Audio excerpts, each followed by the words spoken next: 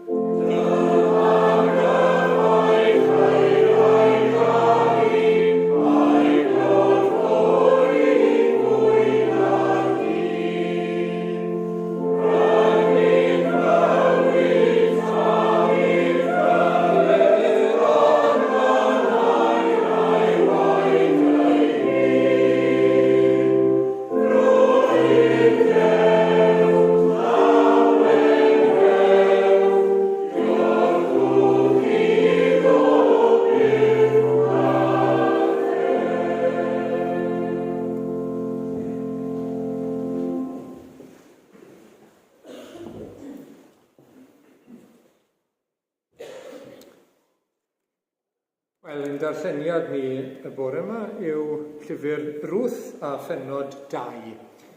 Llyfr Ruth a Phennod 2. Yr oedd gan Naomi berthynas i'w gŵr, dyn cefnog o'r enw Boaz, o dylwyth Elimelech. Dywedodd Ruth y Foabes wrth Naomi, gad i mi fynd i'r ceie Yd i loffa ar ôl pwy bynnag fydd yn caniatáu i mi. Dywedodd Naomi wrthi, ie, dos fy merch. Felly fe aeth i'r ceiau i loffa ar ôl y medelwyr, a digwyddodd iddi ddewis y rhandir oedd yn perthyn i Boaz.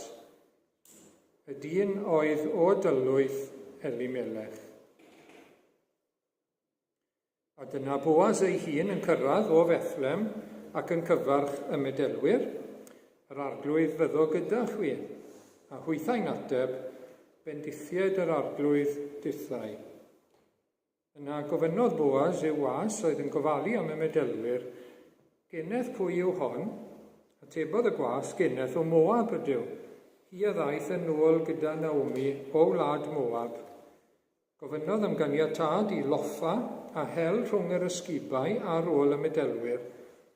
Fe ddaeth, gymai wedi bod ar ei thraed o'r bore bach hyd y nawr, heb orffwys o gwbl. Dywedodd Boas wrth Ruth, gwrando fy merch, paid yn mynd i loffa i faes arall, na symud oddi yma, ond glin wrth fy llancesau i. Cadw dy lygaid ar y maes y maent yn ei fedi a dilyn hwy, oni dwy fi wedi gorchymyn i'r gweision, beidio a gymyrryd a thi. Os bydd syched arnat, dos i yfed o'r llestri a lanfodd y gweision, moes ymgrymodd hithau hyd y llawr a dweud wrtho, pam yr wyf yn cael y fath garedigrwydd gennit, fel dy fod yn cymryd sylw ohono fi, a minnau'n estrones. Atebodd Boas hi a dweud, cefais wybod am y cwbl yr wyt ti wedi ei wneud i pham yng nghyfraith, ar ôl marw dy wr, ac fel y gydewais dy dad a thfam a thwlad enedigol, a dod at bobl nad oeddet yn ei adnabod o'r blaen, bydde di'r arglwydd dy wobrwyo am dy weithred, a bydde ti gael dy dalu'n llawn gan yr arglwydd Duw Israel, y deithos di geisio nodded dan ei adain. Dywedodd hi, yr wyt yn garedig iawn farglwydd, oherwydd yr wyt wedi cysuro a chalonogi dy forwyn, nad dwi fi yn un othforynion di. Dywedodd Boas wrthi adeg bwyd, tyr dyma bwyta o'r bara a glychu dy damaid yn y funegar. Wedi ddieistedd wrth ochr y medelwyr, estynodd yntau iddi id wedi ei grasi a bwytawodd ei gwala a gadael gweddill. Yna pan gododd hi i loffa, gorchmynodd Boas i'w weision. Gadewch iddi loffa hyd yn oed ymysg yr ysgubau, a pheidiwch ei dwrdio. Rwyf am i chwi hyd yn oed dynnu peth allan o'r dyrneidiau a'i adael iddi i'w loffa, a pheidiwch ei cheryddu. Fi'n lloffa yn y maes hyd yr hwyr, a phan ddyrnodd yr hyn oedd wedi ei loffa, cafodd tuag effa o haidd. Fe'i cymerodd gyda hi i'r dref, a dangos i'w mam yng nghyfraith faint yr oedd wedi ei loffa. Hefyd fe dynnodd allan y bwyd, a gadwodd ar ôl cael digon a'i roi iddi. Gofynodd i mam yng nghyfraith iddi, ble bios di'n lloffa ac yn llyfurio heddiw, bendith ar y sawl a gymeradd sylw ohonod, eglurodd hithau i'w mam yng nghyfraith gyda ffwy y bu'n llyfurio a dweud, Boas oedd enw'r dyn y bu'n llyfurio gyda gef heddiw. Ac meddai Naomi wrth i merch yng nghyfraith, bendith yr arglwydd arno. Nid yw'r arglwydd wedi atal ei drigaredd at y byw na'r meirw. Gychwanegodd Naomi, y mae'r dyn yn perthyn i ni ac yn un o'n perthnasau agosaf. Yna dywedodd Ruth y Foabes, fe ddwedodd wrthyf hefyd am lynu wrth ei weision ef, nes iddynt orffen ei gynheuaf. Ac meddai Naomi wrth i merch yng nghyfraith Ruth, a mae'n well i ti, fy merch, fynd allan gyda'i lancesau ef, rhag i rywrai ymosod arnat mewn rhyw faes arall. A glynodd hithau wrth lancesau Boas, i loffa i ddiwedd y cynheuaf haidd a'r cynheuaf gwenydd, ond yr oedd yn byw gyda'i mam yng nghyfraith. Ni'n diolch i'r arglwydd am ei air, gyngweddio i fendith ar y gair i ni heddiw. Amen. Gawn ni droi at yr arglwydd mewn gweddi gyda'n gilydd. Gawn ni weddio. Diolch sydd gyda ni eto arglwydd wrth i ni ddod ger dy frond i y bore yma yn enw yr arglwydd Iesu Grist. Ni'n diolch bod ni'n cael dod ata ti yn ei enw, yn ei gyfiawnder ef ac yn ei heiddiant ef. Trwyddo fe i ni'n dod arglwydd ger dy frond i y bore yma, ac i ni'n gallu dod ata ti fel ein tad wedyn ni, sydd yn y nefoedd. Cyn ni'n diolch yn fawr i ti am hynny. Ac i ni'n daddoli di arglwydd fel y Duw bendigedig, y Duw mawr, yr unig wir Dduw, Jehova, Duw Naomi a Ruth wedyn ni, Duw a thad ein harglwydd Iesu Grist. A'n Duw ni yn yr arglwydd Iesu. Ac i ni'n diolch am yr hyn i ni wedi ei ddarllen nawr o arglwydd, fel yr oeddet ti wedi bod gyda Ruth a Naomi, gweitha'r anawsterau, ac wedi ei harwain o arglwydd, ac wedi arwain Ruth heb iddi hi wybod at Boas. Byddai'n gwneud popeth drosti. Ac o arglwydd i ni'n diolch bod ti yn dy ddaioni ac yn dy drigaredd wedi'n harwain ni at yr arglwydd Iesu, sydd wedi gwneud popeth oedd ei angen arno ni hefyd. Ac o arglwydd i ni'n diolch i ti. Ac i ni gofyn i ti'n helpu ni heddi wrth i ni fyfyrio chydig bach ar Boaz a wedyn ar Iesu wrth gwrs. Ac o arglwydd ni'n diolch am y cyfle yma heddi i wneud hynny. Diolch am ddydd yr arglwydd. Diolch am gyfle i droi o'r neilltu. Diolch bod modd i ni gwrdd â'n gilydd bore yma a cael oedfa a meddwl am ein harglwydd a'n prynwr ni gyda'n gilydd. I ni'n diolch dy fod ti wedi anfon dy fab i'r byd i fod yn geidwad. Dyma geidwad i'r colledig, meddyg i'r gwewedig rai. O, i ni'n diolch. I ni'n diolch am beth glywson ni wythnos diwetha am Iesu, bod e mor dyner, bod e ddim yn torri y gorsen ysig, nac yn diffodd y llun yn mygu. Hynny yw bod e yn derbyn pechaduriaid. Rhai sydd bron y torri oherwydd i pechod ger bron Duw, ond yn hytrach na'i torri a'i diffodd yn ei codi nhw, ac yn ei hadfer nhw, ac yn ei gwella nhw, ac yn rhoi bywyd tragwyddol. Ac o arglwydd i ni'n dod at y ti bore yma nawr yn gofyn i ti ein nerthu ni heddi arglwydd. I ni'n wan eto yno ni'n hunain, sgyda ni ddim byd yno ni, ond i ni'n dod at y ti. Ac i ni'n dod o arglwydd yna, ni'n clywed yn yr wythnos am Bethlehem, ac am y ffynnon oedd ym Bethlehem, gyda dŵr arbennig iawn o felys, ac i ni'n dod bore yma nawr ata ti o arglwydd, gan credu bod yr arglwydd Iesu fel ffynnon dŵr y bywyd. Ac arglwydd i ni'n dod mewn gweddi nawr i ofyn i ti, i roi dŵr i ni o'r ffynnon. Dŵr y bywyd yw bywyd Duw, sydd yn toddi yr enaid, sydd yn codi yr enaid, wrth i ni nesau ata ti. Y dŵr sydd yn cryfhau ein ffydd ni yno ti arglwydd, yn cryfhau ein cariad ni tuag ato ti ac at ein gilydd, ac yn ein cryfhau ni yn wobaith yr Efengyl. O arglwydd i ni'n dod bore yma a'r ddesgyl yn wag fel petai, i ti gael ein llenwi ni, a'r dŵr bywiol trwy'r gair a'r ysbryd glân. Ac o arglwydd i ni'n gweddio fel nath y seren arwain y doethion at y preseb, byddi di eto arglwydd yn arwain pobl, yn nadolig yma at yr arglwydd Iesu Grist. O arglwydd i ni yn gofyn i ti i nerthu ni yn y gwaith o arglwydd o gyflwyno'r Efengyl. I ni diolch am bob cyfle ddaw gyda'r nadolig.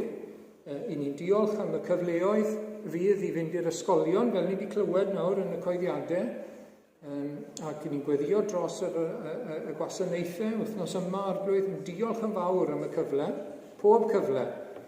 Ac o arglwydd, ni'n gweddio trwy hynny a trwy bob tystiolaeth arglwydd y bydd di'n arwain pobl. Trwy dair a trwy'r Efengyl, bydd di'n arwain pobl at yr arglwydd Iesu Grist. At y bywyd sydd ynddo fe, at y gofal sydd ynddo fe arglwydd, yr un sydd â phopeth angen rheidiol ar ein cyfer ni. I fod e'n gadarn, diolch ei fod e wedi cyflawni y gyfraith ar ein rhannu, wedi ni popeth i ni wedi methu wneud, ac wedi rhoi ei hunan yn ôl y gyfraith i farw i ni gael ein derbyn. Diolch bod e wedi rhoi y gyfraith yna wedyn yn ein calon ni arglwydd. Ac ni'n gofyn i ti nerthu ni wythnos yma arglwydd i fod yn sanctaidd, i gadw dair di arglwydd yn ein bywyd o ddydd i ddydd. Yn gofyn ti nerthu ni gyda nerth yr arglwydd a nerth yr ysbryd glân. Ac o arglwydd i ni'n diolch bod yr arglwydd Iesu yn gyfoethog iawn, fel Duw ac fel dyn, a bod e'n gyfoethog ac wedi dod yn dlawd mwyn i ni gael dod yn gyfoethog ynddo fe. I ni gael cyfoeth y bywyd tragwyddol mewn perthynas â Duw, o gariad na ddim cael ei dorri. Diolch bod e'n ein croesawu ni pan ni'n dod ato fe, Diolch bod e'n cynhesu at ein ffydd ni, a diolch bod e mor garedig a hael tuag ato ni. Diolch bod ti'n addo gofalu amdano ni arglwydd yn barhaus. Diolch bod ti mor dyner a charedig tuag at y blant o arglwydd. Ni'n gweddio, wrth gwrs, y byddwn ni yn dod i brofiad dyfnach ohono ti ac yn fwy tebyg i ti wedyn gyda'n gilydd a chydag eraill. Arglwydd, ni'n gofyn ti'n harwain ni nawr yn bendithio ni a siarad gyda ni felly. Ni'n gweddio dros y rhai sy'n methu dod heddi, llawer wedi cael anwyd a ryw salwch, gweddio dros y rhai sy'n gartre ac mewn cartre, bendithio nhw, ac yn gofyn yn arbennig i ti ymweld am glad ni arglwydd, i ti ymweld yn nerth yr ysbryd glân, fel bod y deyrnas di yn symud ymlaen, a llawer yn dod at Iesu Grist, gogoniant yw enw. Diolch bod wedi atgyfodi o'r bedd y trydydd dydd ac yn y nef nawr, yn eiriol droson ni. Diolch bydd e'n dod nôl cyn hir. Fel dath e'r tro cyntaf, yn ôl yr addewid bydd e'n dod yr ail waith, yn ôl pob addewid. Cawn ni fod gydag e yn barhaus. Bendithia ni ac arwain ni nawr arglwydd, a derbyn ein diolch, yn enw Iesu Grist. Amen.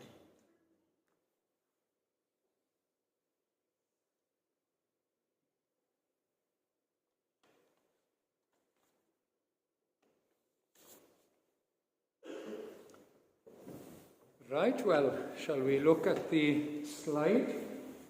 There we are. We're going back today to the story of Ruth and Naomi. You may remember, this is where they started. The family lived in Bethlehem, and it was a difficult time. There was a lack of food, and so they decided to leave. And they left and they crossed over to the other side to Moab, where there were a people, a different type of people then, or different people who worshipped a different god. There we are, the Moabites. And it wasn't a very happy time for the family at all. If you remember, Naomi lost her husband and 2 sons. 3 were lost of the family of 4 during that time. And if we come to the next slide, Naomi had heard that there was food in Bethlehem and she was going back. On her own she would go back, but one of her daughters-in-law, Ruth, who had married one of her sons, said that she wanted to go with her. And this is what she said, if you remember these words: where you go, I will go. Where you stay, I will stay. Your people will be my people, and your God will be my God. Where you die, I will die. Amazing words, that she was going to stick with Naomi and stick with her people, stick with her God as well. Now, Jehovah, the Lord, wasn't her God, not naturally, but no, she chose that he would be her God. So she was linking herself with Naomi, with the people of God, and with their God. Okay? And that's very, very important. When we come to a service like this, we're coming under the sound of God's word, and we're coming to meet with God's people, you see. And what the Lord does is, he guides Naomi, and he guides Ruth. He guides her path of life in a special, special way. So if we come to the next slide, do you remember, we're coming now into Advent, and the star, if you remember, led the wise men right to where Jesus was. They almost got it wrong, thinking he'd be in the palace in Jerusalem. They almost got it wrong, but the star led them right to the King, right to the Lord Jesus. And God wants to lead us right to the Lord Jesus Christ. When we come to chapel, when we hear God's word, or come to Sunday school, it all is meant to lead us right to Jesus, to come to know him ourselves. as our friend and as our Saviour and as our Lord. So, this is what happened now then. If we come to the next one, she was just doing what she thought was best. They were poor, so she went out to gather, to glean. What that means was back-breaking work. She was going out to gather little bits of wheat or corn that were left over from the workers in the farm, and she'd gather them together, and she was working hard. And the Lord now then guided her to a field. She didn't know whose field it was or anything, but it was Boaz's field. And he was a relative of Naomi, and he would really help her. And we'll see what happens next time, what happens in their relationship. But today, when she meets Boaz, we see what kind of person he is.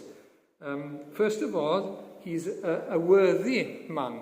He was a wealthy man as well, and he was a worthy man. He wanted to do what was right before God, always. And that's wonderful, and it reminds us of the Lord Jesus being obedient to God, always. He was welcoming. He didn't turn Ruth away. He gave room for the poor. She had nothing to offer him at all, nothing. She wanted just a little bit of corn or wheat, and he allowed it and gave more. He was so welcoming. He was so kind. And when they spoke, he warmed to her because she had trusted God.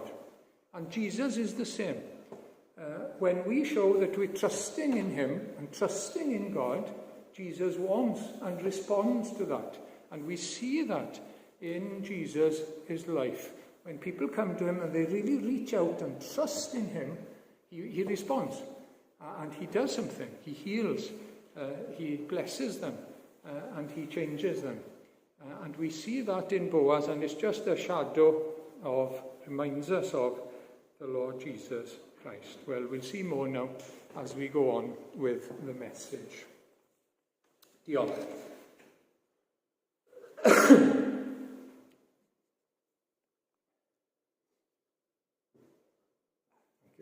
We'll come to the next hymn. Dawn ni at yr ail emyn nawr te gyda'n gilydd. Bydd rai nhw chi'n fwy cyfarwydd ar emyn yma na'i gilydd falle. Hen emyn gan Vicar Pritchard o Llandyfri, awn i Fethlem bawb dan ganu, neidio, dawnsio a difyru, llawenhau, i gael gweld ein prynwr caredig, yr arglwydd Iesu, aned heddiw ddydd nadolig. Os awn ni mlaen, mae rhai o'r geiriau tym bach yn anodd ni gawn seren i'n goleuo, y seren, ac yn serchog i'n cyfarwyddo, i roi instructions i ni. Na beth yw hwnna, cyfarwyddyd. Nes y dyco, nes bod i'n cymryd ni, dod â ni, dwy'n yw'r gair, nes bod i'n dod â ni yn gwmws, fel ni'n gweud yn Llanelli, yn gwmws i'r lle sanctaidd, lle mae'n gorffwys. Okay? Wedyn, yn ni mlaen, mae'r bugeiliaid wedi mynd o'n blaen ni, tua Bethlem, dan lonyddu, cael llonyddwch, wrth gwrs, tawelwch, i gael gweld y grasol frenin, llawn gras, ceisiwn unnau bawb ei dilyn. Wedyn, mae'r angylion yn llawenhau, y ffurfafen yn goleuo, y nef yn canu ymynau, ac i ni wedyn i fod i ganu gyda nhw. Gos un arall? Na fe, awn ni i Fethlem i gael gweled y rhyfeddod mwyaf wnaethbwyd eriod, gwneithir Duw yn ddyn naturiol i gael marw dros ei bobl. Dyna ni. Diolch. Amen.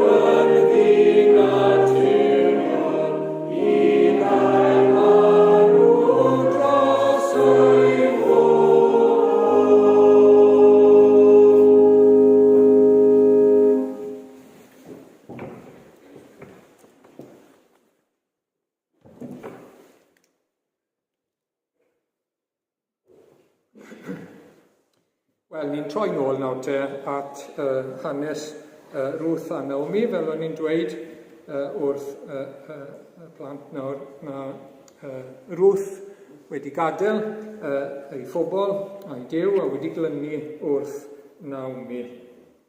A'r gwir ddiw, mae wedi teithio i Bethlehem, wrth gwrs, ac byddwn ni'n clywed lot am Bethlehem dros y mis nesaf, man geni yr arglwydd Iesu.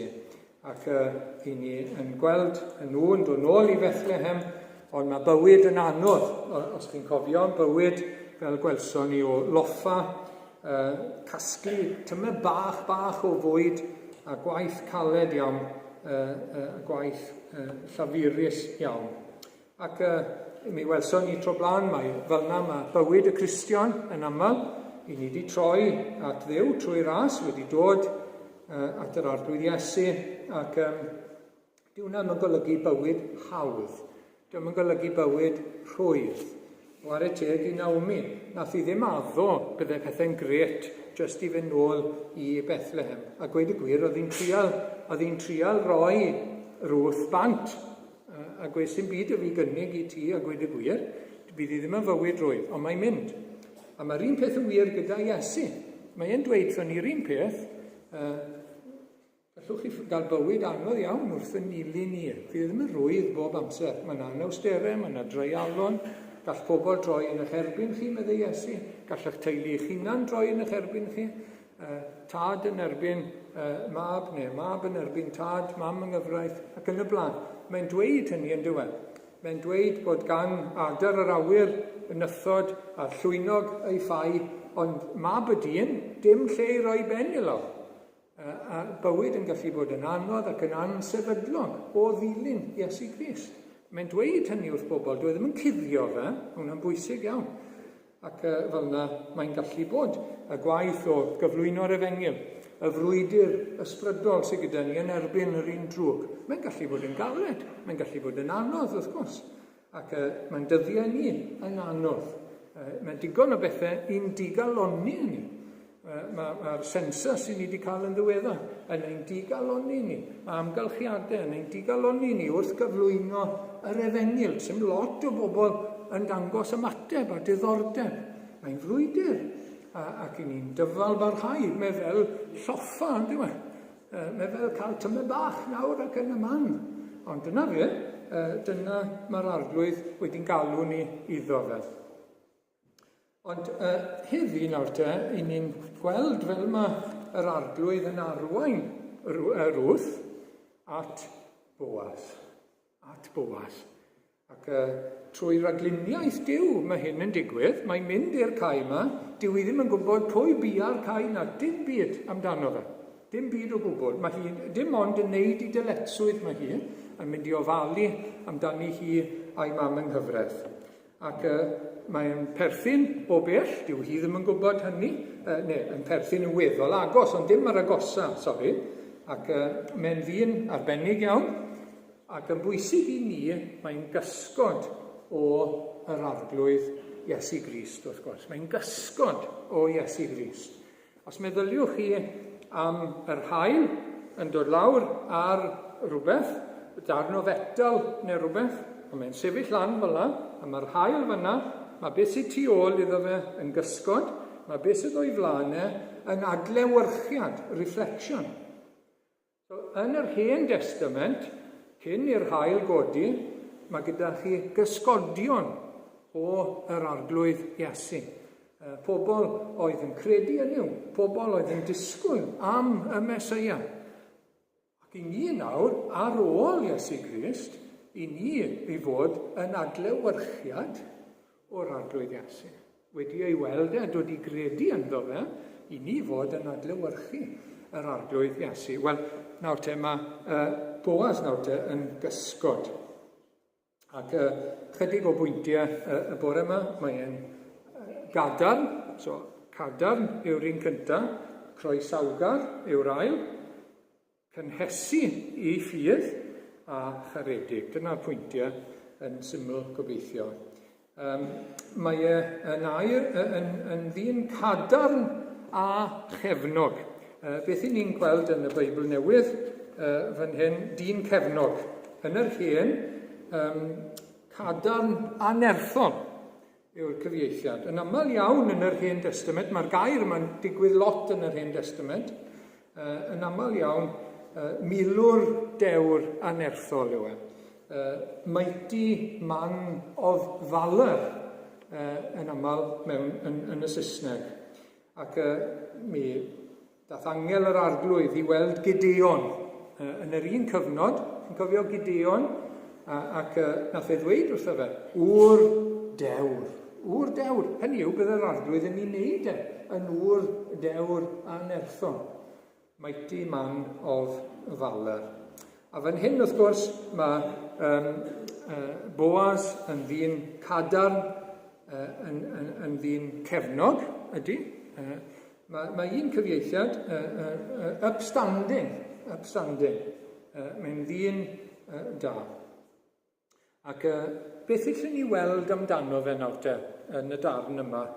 Yn gyntaf, mae'n ddyn diwiol. Sylwch ar y ffordd mae e'n cyfarch ei weithwyr. Wnaethoch chi sylwi yn y darlleniad y ffordd mae'n cyfarch ei weithwyr. Yn adnod 4, enghraifft, dyma Boaz yn cyrraedd o Bethlem, cyfarch y medelwyr, yr arglwydd fyddo gyda chi. The Lord be with you. Dyw hwnna'n gyfarchiad hyfryd, ond dyw hwnna'n hyfryd. Mae un ffrind i fi, mae'n defnyddio fe yn aml, a mae'n hyfryd. Dwi ddim yn defnyddio fe, mae'n dweud, the Lord be with you. Mae'n hyfryd iawn, achos i ni yn dangos, beth mae'n dangos yw, mae'n byw i fywyd ger bron Duw.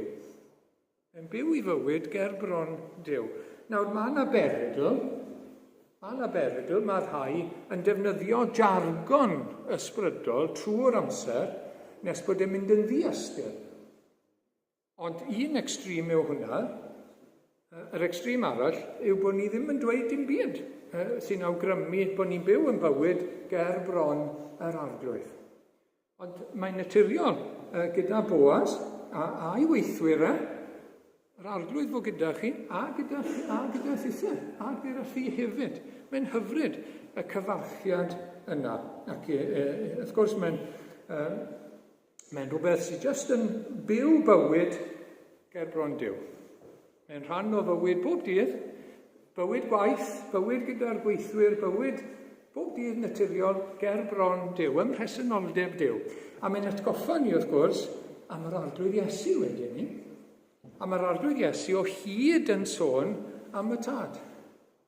Trwy'r amser, yr arglwydd Iesu, mae'n dweud y tad sydd wedi'n anfon ni i'r byd yma.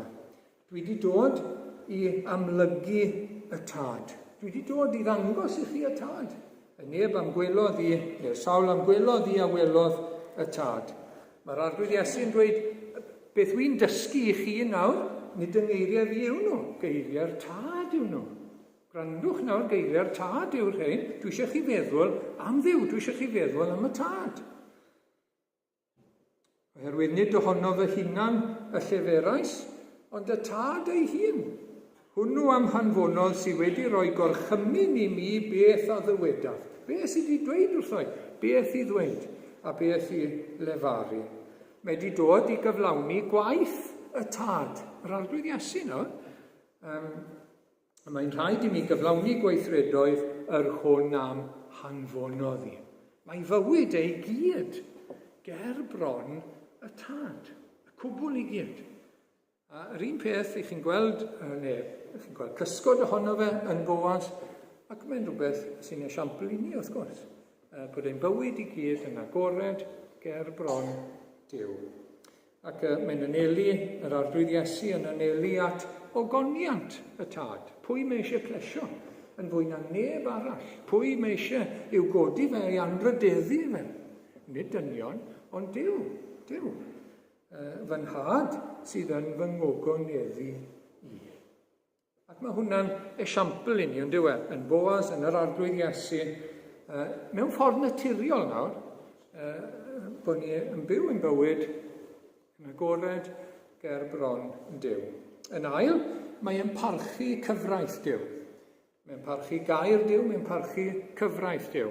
Wrth ganiatáu i'r clodion i fod yn y cae yn y lle cynta, mae e'n ufuddhau i gyfraith Moses, chi'n gweld?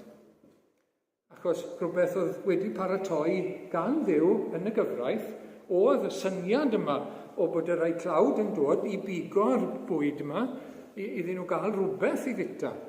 Ac i ni'n dod nawr te at Leviticus 19, pan fyddi'n medi cynhaiaf dy dir, nid wyt i fedi at ymylon y maes, na chasglu lloffion dy gynhaiaf. Gad hwy i'r clawd a'r estron. So, rhywun sydd yn llwm, yn glawd, a rhywun sydd newydd symud, sydd heb lot o bethau gyda nhw. Yr un sydd wedi dod mewn, wrth gwrs. Mae fi yw yr arglwydd dy Dduw. Darpariaeth Duw oedd hwnna i'r clawd. Oedd neb i fod yn mynd heb ddim byd yn Israel. Oedd gofal i fod amdani nhw, wrth gwrs. A rhywun oedd yn dod mewn. Wel, oedd Ruth wedi dod mewn. Oedd hi'n estrones, wrth gwrs. Ac nawr te, oedd Boaz yn credu gair Duw. Oedd e'n byw yn ôl cyfraith Duw.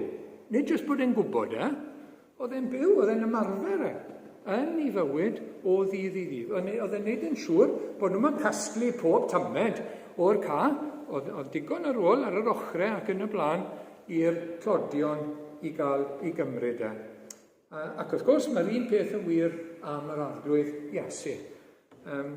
Matthew 5, 17, peidiwch a thybio i mi ddod i ddileu y gyfraith na'r proffwydi, ni ddeithi mi ddileu ond i gyflawni. Oedd yr arglwydd Iesu yn dod i gyflawni yr Hen Testament, i gyflawni cyfraith y Duw. Nid i wneud bant ag nid i ddweud mae hwnna'n hen ffasiwn ac yn amerthnasol, na, dim o gwbl, dwi byth yn dweud hynny. Dwi wedi dod i gyflawni yr ysgrythur, i gyflawni yr addewidion, i gyflawni y gyfraith. Ac i ni'n darllen hyn yn Galatiaid pennod 4, pan ddaeth cyflawniad yr amser, anfonodd Duw ei fab wedi ei eni o wraig, wedi ei eni dan y gyfraith, i brynu'r rhyddid i'r rhai oedd dan y gyfraith mwyn i ni gael braint mabwysiad. Beth mae Iesu Grist wedi wneud? Mae wedi cadw y gyfraith, wrth gwrs. Mae wedi cyflawni y gyfraith, y gofynion i gyd. Beth oedd y gyfraith yn gofyn amdano fe oedd bywyd sanctaidd, bywyd glân, wrth gwrs. I ni wedi torri fe, mae pawb wedi torri fe. Ond am Iesu Grist, mae wedi cyflawni fe. A mae wedi cyflawni y darluniad yn y gyfraith wedyn ni i ddod yn lan trwy fod yn aberth. Fel oedd yr anifeiliaid yn cael ei aberthu i roi maddeiant, mae wedi cael ei aberthu i roi maddeiant i ni am ein pechodau. Mae wedi cyflawni'r gyfraith ein mwyn ni. Fel bod y gyfraith nawr, cyfraith Duw, sydd yn dda, sydd yn sanctaidd, ac yn condemnio pechod, dyw e ddim yn ein condemnio ni. Os i ni yn Iesu Grist, sydd wedi anrydeddu'r gyfraith ac wedi ei gyflawni yn llwyr. Does dim condemniad felly, gan y gyfraith yn ein herbyn ni, wrth i ni fod yn Iesu Grist. Mae hwnna'n bwysig iawn, yn hytrach i ni yn dod at Dduw fel plant. Ni wedi cael ein mabwysiadu yn agos iawn, mewn perthynas agos â Duw, cael ein derbyn yn llawn trwy yr arglwydd Iesu Grist. Ac wedyn ni, wrth gwrs, pan ni'n dod at Iesu Grist, mae'r sawl sy'n dod yn agos at Iesu Grist, mae e'n dod, neu hi, i garu cyfraith Duw, i garu gair Duw. Fel oedd Iesu Grist, fel oedd Boaz. Mae pobl yr arglwydd, allwch chi'n nabod nhw, maen nhw'n caru gair Duw, maen nhw'n caru cyfraith Duw. I ni'n dal i dorri'r gyfraith, i ni'n dal i gwmpo i bechod, ond nid yna beth i ni moyn. Nid yna nod ni, nid yna nod yn bywyd ni. I ni'n cael ein siomi o hyd yn ein hunain, ac i ni'n mynd yn rwystredig weithiau, a ni'n goffod dod nôl ac edifarhau, yn gyson iawn, bob dydd, ac eto ein dyhead ni yw caru Duw a cadw ei gyfraith mwyn i blesio fe, mwyn diolch iddo fe, achos bod e wedi bod mor garedig tuag ato ni. Ac wedyn ni, mae e'n rhoi o'i gyfoeth i'r tlawd. Mae'n fodlon rhannu o'i gyfoeth Boaz nawr, gyda'r tlawd wrth gwrs. Oedd e'n ddyn cefnog, oedd e'n ddyn amodd gydag e. Oedd e'n berchen tipyn o dir, mae'n amlwg, oedd gyda fe geiau, nid dim ond un cai, oedd gyda fe geiau. Ac oedd e'n y ddyn pwysig. Ac mae'n fodlon rhoi o'i gyfoeth i'r tlawd wrth gwrs. Ac mae'r un peth yn wir am yr arglwydd Iesu. Ni'n hoff iawn o'r adnod yma, mae'n berthnasol amser Nadolig nawr, oherwydd yr ydych yn gwybod am ras ein harglwydd Iesu, fel y bydd o gyntau'n gyfoethog ddod yn dlawd drosoch chwi, mwyn i chi ddod yn gyfoethog trwy ei dlodi ef. Wel, mae wedi dod i wneud ni yn gyfoethog yn niw. Ni oedd yn dlawd, ystyr ein clodi ni, wrth gwrs, yw bod gyda ni glodi ysbrydol ger bron y Duw. Wel, dewn ni at hwnna nawr. Yn ail, mae'n ddyn cadarn a chefnog, nerthol, a cywir. Yn ail, mae'n groesawgar. A mae hwnna'n bwysig. Mae'n croesawu Ruth wrth i fyddhau i'r gyfraith. Mae'n dangos croeso arbennig i Ruth. I bod hi'n ddiarth, mae hwnna'n sioc iddi hi. Mae hi'n ddiarth, mae hi'n dlawd ac yn anghennus. Does dim byd gyda hi i'w gynnig iddo fe. Dim byd. Mae'n dod ag angen. Mae'n dod i gael. Mae eisiau bwyd. Mae eisiau derbyniad. Mae mewn angen. A dwi ddim yn gallu addo dim byd yn ôl. Dim byd. Ac wrth gwrs mae hwnna'n ond yw e'n ddarlun arbennig o ein perthynas ni a Iesu Grist. Dyma gyfarfod hyfryd iawn. Mae fi yn llwm a Iesu yn llawn. Mae fi yn dlawd, heb feddi dim. A Iesu yn rhoddi popeth un. Fel yna i ni wedi dod at Iesu Grist, a i ni wedi cael croeso. Croeso wrth i ni ddod ato fe. Mae'n gamgymeriad mawr. Mae rhai pobl yn dal i feddwl, mae rai fi ddod â rhywbeth gyda fi. Mae rai fi wella'n hunan. Mae rai fi wneud rhyw ddaioni. Mae rai fi ddangos rhyw gyfiawnder. Mae rhaid i fi ddod â rhywbeth. Na, nid fel yna mae'n gweithio o gwbl.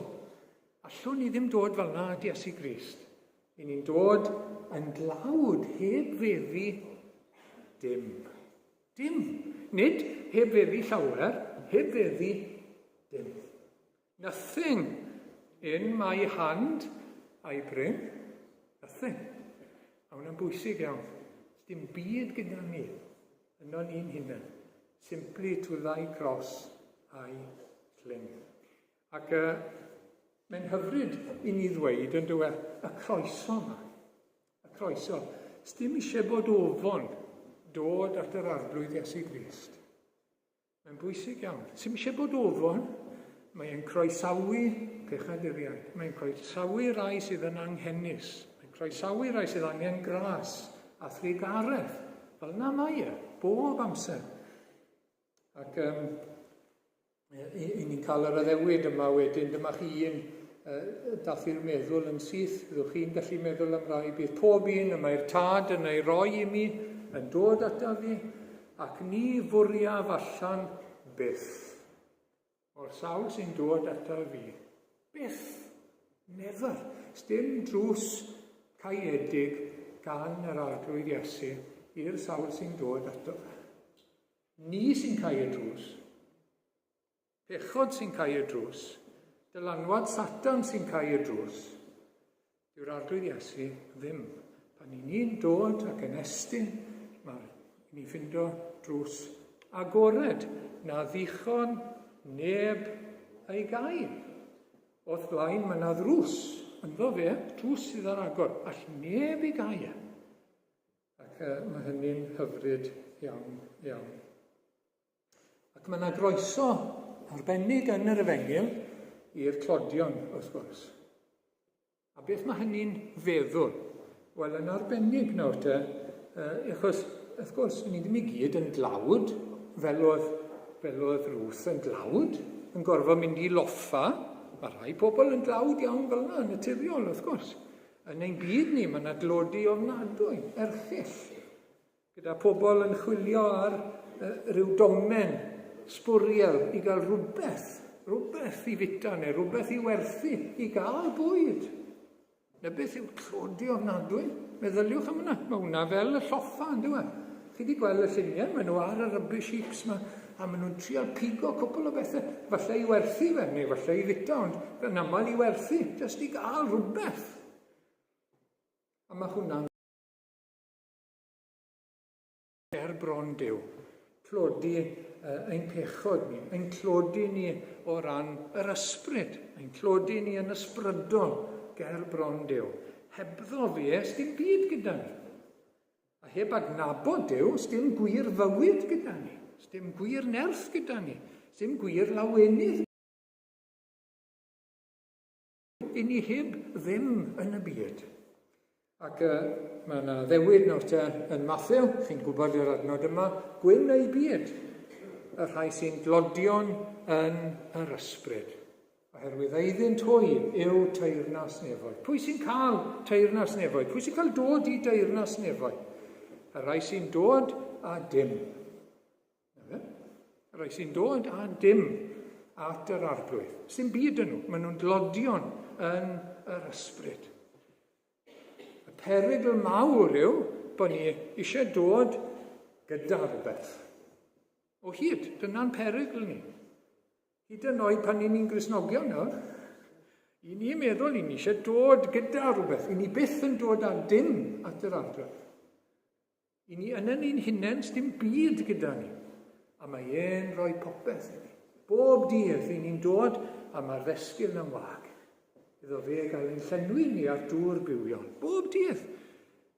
Mae fel petai'r stumog yn wag a mae eisiau bara arno ni. Bara'r bywyd, bara'r gair. Bob amser. A ni'n rhoi diolch, i ni'n rhoi clod, i ni'n rhoi gwasanaeth diolchgar. I ni'n cyfrannu dim byd. Dim byd. Beth iddo y fe. Os wrth gwrs, cyfoeth ei ras wedi ni, i ni'n cael ein derbyn, i ni'n cael maddeiant am ein pechodau, i ni'n cael ein mabwysiadu fel plant Duw. Mae'r ysbryd glân yn dod i roi sicrwydd i ni, bod ni'n blant i Duw ac yn etifeddion bywyd tragwyddo. A chi gyfoeth, ni'n cael dod i'r teulu dwyfol yn yr arglwydd Iesu ac i ni'n cael ein selio ar ysbryd glân. Cael ein selio, i ni'n saff, i ni'n eiddo i'r arglwydd. Ac nesaf, mae e'n cynhesu i'w ffydd hi. Mae hwn yn bwysig iawn. Adnod 11 nawr te a 12. Atebodd Boaz hi a dweud, cefais wybod am y cwbl yr wyt ti wedi ei wneud i thfam yng nghyfraith ar ôl marw dy ŵr, ac fel y gadewais dy dad a thfam a thwlad enedigol, a dod at bobl nad oeddet yn ei hadnabod o'r blaen. Bydded i'r arglwydd dy wobrwyo am dy weithred, a bydded i ti gael dy dalu'n llawn gan yr arglwydd, Duw Israel, y deithos di geisio nodded dan ei adain. Mae'n sylwi ar ei ffydd hi. Ti'n gwybod? Mae'n sylwi arno fe. A mae'n dweud, bydded i'r arglwydd dy wobrwyo a dyfyn dithio di. Wyt ti wedi ymddiried nawr, ti wedi estyn allan ac ymddiried yn yr arglwydd wrth stico gyda Naomi. Bydded iddo fe dyfendithio di. A mae hwnna'n atgoffa ni'n syth o'r arglwydd Iesu. Achos pan ych chi'n darllen hanes Iesu Grist a'i weinidogaeth chi'n darllen fel mae ffydd ac ffydd real nawr, mae'n ymateb iddo fe. Chi wedi sylwi? Mae'n ymateb iddo fe. Dyma chi'r un cyntaf, 2 enghraifft dwi'n mynd i roi. Y claf o'r parlis, wrth gwrs, a'r 4 ffrind sy'n cario, ac maen nhw yn benderfynol o gael y dyn yma at drad Iesu. Dyna'i nod nhw, Dim byd yn mynd i stopo nhw. Dim byd. A mae yna gymaint o rwystrau, ond mae nhw yn benderfynol o gael at drad Iesu. A chi ffydd yn dyfa. A'i ffydd nhw yw hwnna nawr. Nid y claf, I ffydd nhw yw hwnna ffrindiau. Ac wrth gwrs mae hwnna'n siarad â ni yn dyfa. Os I ni fod yn ffrindiau i'r cleifion, yn ffrindiau I bechaduriaid. Gwneud popeth I ddod â nhw at drad Iesu Grist. Popeth allwn ni. Y rwystrau sy'n yna, mae yna rwystrau, mae yna ddigon o rwystrau, mae yna ddigon o bethau eraill I gymryd I meddwl, mae yna ddigon o ddiddordebau eraill gyda nhw, mae yna ddigon o bethau mynd ymlaen yn I bywyd nhw ac yn y blaen ac yn y blaen. Beth nath y pedwar yma? Symud popeth. Mynd trwy popeth. Tynnu'r teils o'r to, popeth, fynd o ffordd. Balat Iesu Grist. A mae'r arglwydd Iesu yn ymateb I hynny. Dyna'r pwynt dwi eisiau gwneud. Mae'n ymateb I ffydd real. Okay? Pan welodd Iesu ei ffydd hwn? Mae'n ymateb. Dywedodd wrth y claf, fy mab maddeuwyd dy bechwadau. Hynny yw ganddo fe ffydd hefyd. A pan mae e'n gweld I ffydd nhw, mae'n ymateb iddo fe. Mae'n gwobrwyo I ffydd nhw. Wedyn, Marc 7 yw'r un nesaf, y stori wahanol, wrth gwrs, hanes arall, gwraig o Syrophoenicia, yn uwch lan na Israel, o ddim yn Iddew, a mae merch I wedi meddiannu gan gythrael, a mae'n dod a begian ar Iesu I wella. A mae yna rwystrau, mae'n gosod rwystrau, wedi dod I helpu plant Israel gyntaf, medda fe. Dim amser y cenhedloedd yw I nawr. A mae'n dweud pethau fel yna. A mae Iesu'n dweud, mae'n iawn I roi bwyd y plant i'r cwn.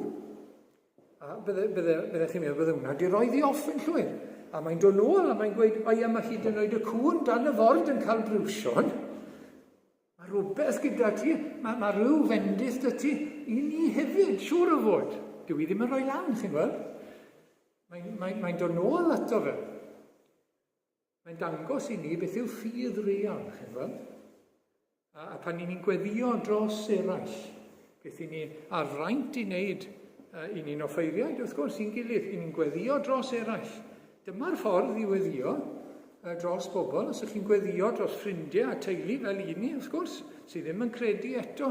Dyma'r ffordd, arglwydd, bendithio'r person yma, achub torra mewn I fywyd y person yma.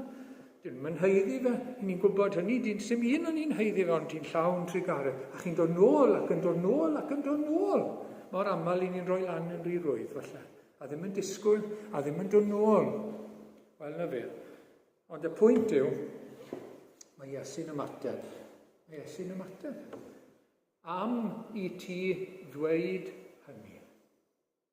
Oherwydd dy ffydd di. Ac mae hwnna'n bwysig I ni I weld, I ddeall, mae'r arglwydd Iesu yn ymateb. Mae Duw yn ymateb, wrth gwrs.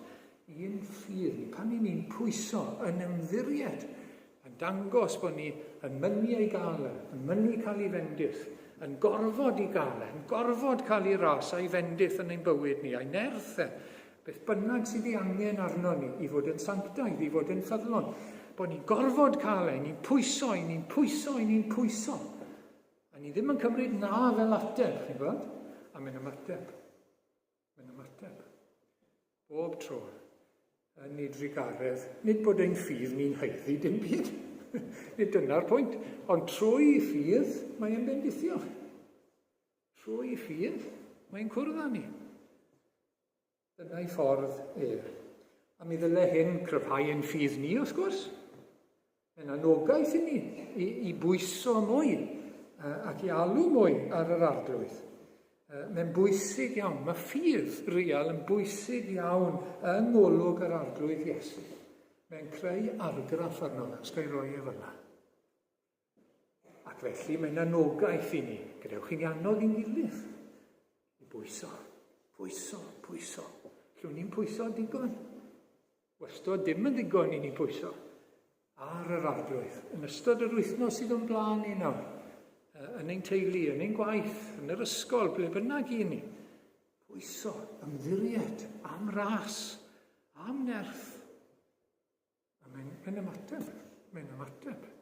A mae'n bendithio. Ac yn ola, mae Boaz yn ddyn caredig. Mi ganon ni nawr, a mae'n prynwr caredig yn dod gan Vicar Pritchard.